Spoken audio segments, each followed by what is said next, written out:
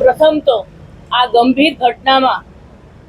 જે વનરાજસિંહ જાડેજાનું અવસાન થયું છે એને શ્રદ્ધાપૂર્વક શ્રદ્ધાંજલિ અર્પણ કરું છું।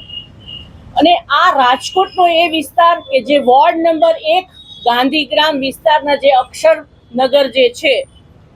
એ વિસ્તારમાં આ ઘટના બની છે। અને આ વોર્ડ છે એ રાજ્યના કેબિનેટ મંત્રી અને વોર્ડ નંબર 1 ના નગરસેવક ભાનુબેન બાબરિયાનો આ વિસ્તાર છે। ત્યારે તમે જ વિચારી શકો કે જે કેબિનેટ મંત્રીનો વિસ્તાર છે ત્યાં જો આવી હાલત હોય તો સમગ્ર રાજકોટના વિસ્તારમાં કેવી હાલત હશે એ આની ઉપરથી જ ખ્યાલ આવી જાય। તમે જોશો કે આ ભારતીય જનતા પાર્ટીના શાસકો પ્રી મોન્સૂનની કામગીરી પાછળ કરોડો રૂપિયા ખર્ચે છે એવો દાવો કરે છે, પણ પ્રી મોન્સૂનની કામગીરી માત્ર ને માત્ર કાગળ ઉપર જ છે। આ અણઘડ વહીવટ કરતા શાસકોને અને આ વોર્ડના નગર સેવકોને જ્યારે 20 દિવસથી આ જે ઘટના જે બની એમાં જે ડ્રેનેજનું ઢાંકણું છે એ તૂટી ગયેલું હતું, ત્યાંના સ્થાનિક લોકોએ આના માટે રજૂઆત પણ કરેલી,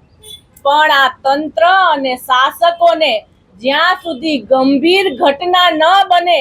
ત્યાં સુધી પ્રજા ભલે ને હેરાન થાય એવી માનસિકતા જે લોકો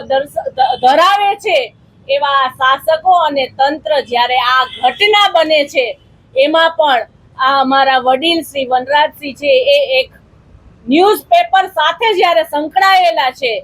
તો પણ જો આવા લોકોને પણ જો આવી ગંભીર ઘટનામાં એમનું મૃત્યુ થતું હોય અને આ તંત્ર કે શાસકોની આંખ પણ ઉઘડતી નથી, હું શાસકોને પણ કહેવા માંગુ છું કે જો તમારામાં હિંમત હોય તો આ વોર્ડના નગર સેવકનું તમે રાજીનામું લ્યો।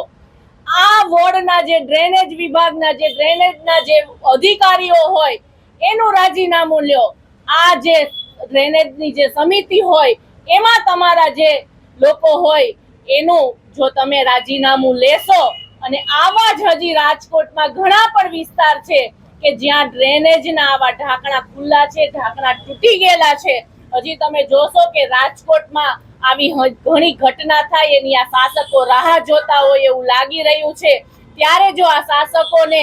પોતાને પણ જો સહેજ પણ પ્રજા માટે કોની લાગણી હોય તો આ બધાનું રાજીનામું લે તો જ તે આ મૃતકને ન્યાય મળ્યો એવું ગણાશે।